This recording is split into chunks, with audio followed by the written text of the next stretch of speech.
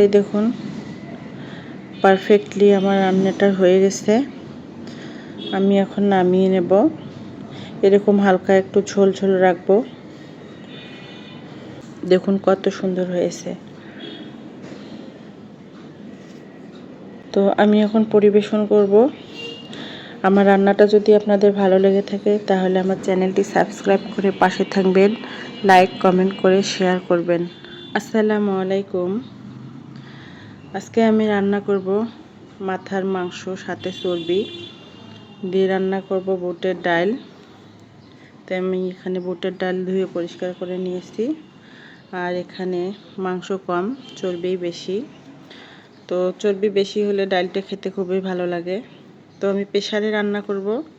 মাংসগুলো প্রেসারে দিয়ে দিলাম। দিয়ে দেব পরিমাণ মতো পেঁয়াজ কুচি, রসুন বাটা, আদা বাটা,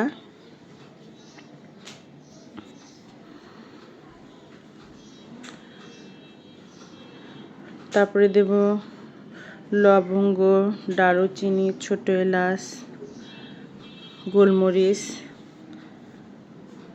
মশলাগুলো দিয়ে দিলাম। হলুদ দিলাম, পরিমাণ মতো লবণ, শুকনো মরিচের গুঁড়ো, আর দিয়ে দেব পরিমাণ মতো তেল। দিয়ে আমি ভালো করে মাংসটা ম্যারিনেট করে নেব।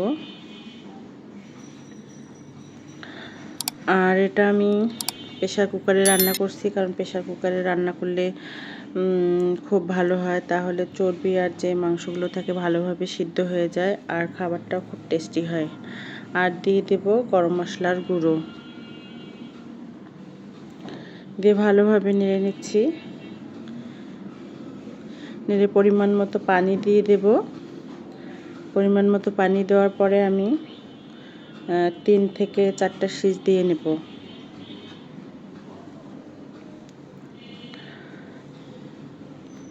তো এই দেখুন আমি ঢাকনা দিয়ে দিচ্ছি।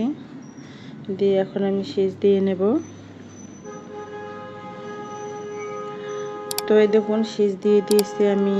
এভাবেই 3 থেকে 4টা সিজ দিয়ে নিয়েছি। তো আমি এখন ঢাকনাটা খুলে নিয়েছি।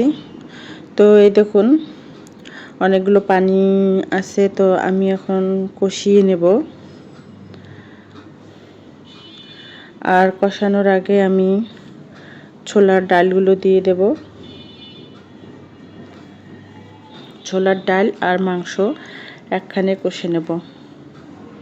তো এই দেখুন দিয়ে দিলাম। দিয়ে এখন আমি ভালোভাবে নেড়ে নিচ্ছি। আর শুধু মাথার মাংস বা চর্বি দিয়ে না, সাধারণত মাংস দিয়েও কিন্তু বুটের ডাল রান্না করলে খুবই ভালো হয় খেতে। তো আমি এভাবে নেড়ে চেড়ে একটু ঢেকে দেব।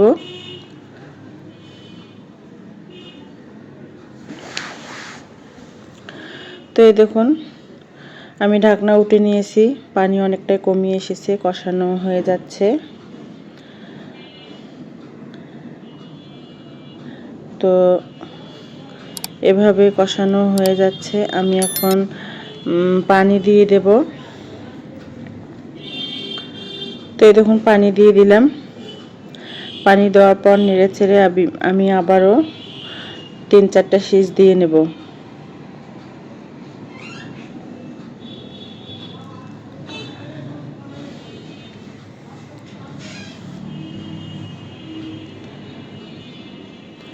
তো এই দেখুন সিজ দিচ্ছে।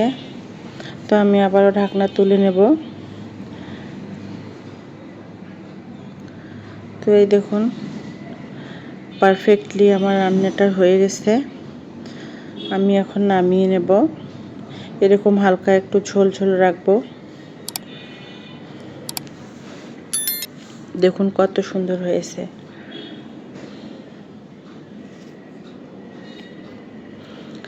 তো আমি এখন পরিবেশন করব। আমার রান্নাটা যদি আপনাদের ভালো লেগে থাকে তাহলে আমার চ্যানেলটি সাবস্ক্রাইব করে পাশে থাকবেন, লাইক কমেন্ট করে শেয়ার করবেন।